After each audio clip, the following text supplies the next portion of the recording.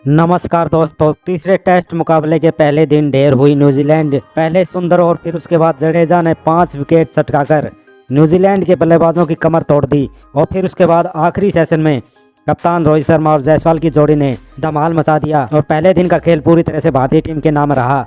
तो क्या है पहले दिन का पूरा हाईलाइट बताएंगे दोस्तों आपको हमारे इस वीडियो में। लेकिन दोस्तों अगर आप भी जडेजा को एक बेहतरीन ऑलराउंडर मानते हैं तो इस वीडियो को एक लाइक और चैनल को सब्सक्राइब कर लीजिएगा। दोस्तों भारत और न्यूजीलैंड की टीम के बीच आज तीसरा टेस्ट मुकाबला खेला गया, जहां एक बार फिर से न्यूजीलैंड की टीम के कप्तान ने टॉस जीतकर पहले बल्लेबाजी करने का फैसला किया और पहले बल्लेबाजी करने उतरी न्यूजीलैंड की टीम की तरफ से कप्तान टॉम लैथम और डेवन कॉनवे ने पारी की शुरुआत की। और इन दोनों बल्लेबाजों के बीच पार्टनरशिप ज्यादा लंबी नहीं टिक पाती, क्योंकि आकाशदीप सिंह ने 4 रन के स्कोर पर डेवन कॉनवे को एलपीडब्ल्यू आउट करके न्यूजीलैंड की टीम को 15 रन के स्कोर पर पहला बड़ा झटका दे दिया।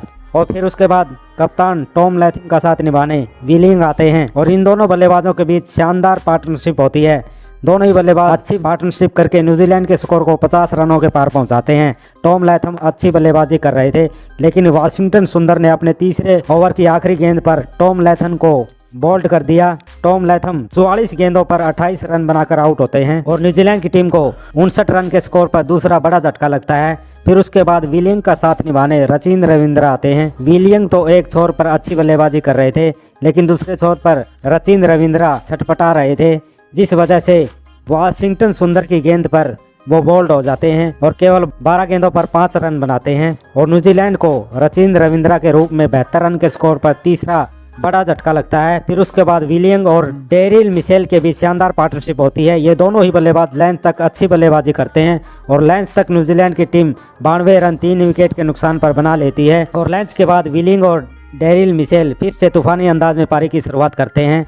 विलियंग आते ही शानदार 2 छक्के लगाकर पहले तो अपना अर्थ तक पूरा करते हैं। फिर उसके बाद डेरिल मिशेल भी धीरे धीरे स्कोर को आगे बढ़ा रहे थे, लेकिन फिर उसके बाद रविंद्र जडेजा अच्छी बल्लेबाजी कर रहे विलियम को 138 गेंदों पर 71 रन के स्कोर पर आउट कर देते हैं और न्यूजीलैंड की टीम को 159 रन के स्कोर पर चौथा बड़ा झटका लगता है।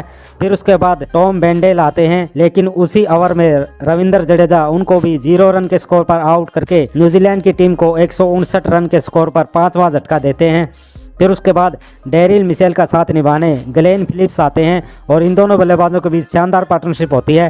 डेरिल मिशेल एक छोर पर अच्छी बल्लेबाजी कर रहे थे, अब अर्थ तक के बिल्कुल करीब पहुंच चुके थे। दूसरे छोर पर ग्लेन फिलिप्स भी अच्छी बल्लेबाजी कर रहे थे, लेकिन रविंद्र जडेजा ने 28 गेंदों पर 17 रन के स्कोर पर ग्लेन फिलिप्स को भी बोल्ड कर दिया और न्यूजीलैंड की टीम को 187 रन के स्कोर पर छठा झटका लगता है। और फिर उसके बाद सोडी आते हैं। सोडी और मिशेल के बीच छोटी सी पार्टनरशिप होती है, तभी टी ब्रेक हो जाता है और टी ब्रेक तक न्यूजीलैंड की टीम 192 रन 6 विकेट के नुकसान पर बना लेती है। टी ब्रेक से आने के बाद डेरिल मिशेल तूफानी अंदाज में बल्लेबाजी करने लगते हैं और मैदान पर वो छक्के लगाने शुरू कर देते हैं, लेकिन तभी दूसरे छोर पर सोडी 19 गेंदों पर 7 रन बनाकर जडेजा का शिकार हो जाते हैं और न्यूजीलैंड की टीम को 210 रन के स्कोर पर 7वां झटका लगता है। फिर उसी ओवर में जडेजा मैट हेनरी को भी 0 रन के स्कोर पर बोल्ड कर देते हैं और 210 रन पर न्यूजीलैंड की टीम के 8 विकेट गिर जाते हैं। फिर डेरिल मिशेल का साथ निभाने एजाज पटेल आते हैं।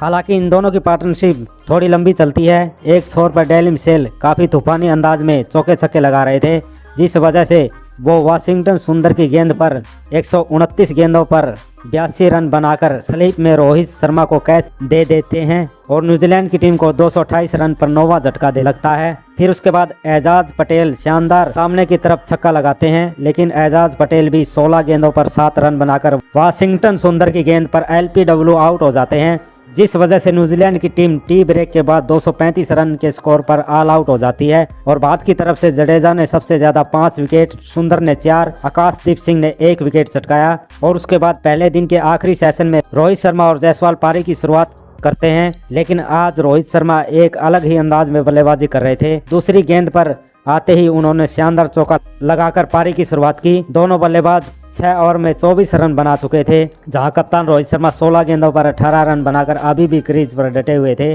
दूसरे छोर पर जायसवाल 6 रन पर अभी नाबाद थे, लेकिन फिर उसके बाद रोहित शर्मा मैट हेनरी की बाउंसर गेंद पर स्लिप में 18 रन बनाकर आउट हो जाते हैं और 25 रन के स्कोर पर भारत को पहला झटका लगता है।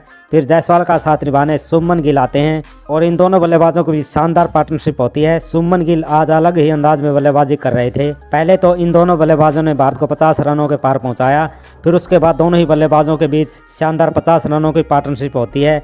लेकिन तभी जायसवाल स्वीप शॉट लगाने के चक्कर में एजाज पटेल की गेंद पर 30 रन बनाकर आउट हो जाते हैं और भारत को 78 रन के स्कोर पर दूसरा बड़ा झटका लगता है। फिर मोहम्मद सिराज आते हैं, वो भी पहली गेंद पर LPW आउट हो जाते हैं और भारत को 78 रन के स्कोर पर सिराज के रूप में तीसरा झटका लगता है।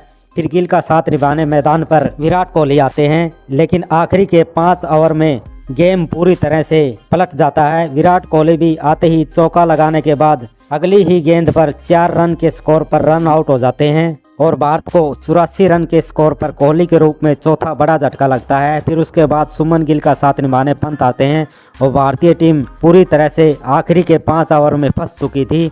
कल देखना होगा भारत कितना स्कोर बना पाएगा। तो दोस्तों, ऐसे ही क्रिकेट से जुड़ी सभी ताज़ा खबरों के लिए चैनल को सब्सक्राइब कर लें। धन्यवाद दोस्तों, जय हिंद दोस्तों।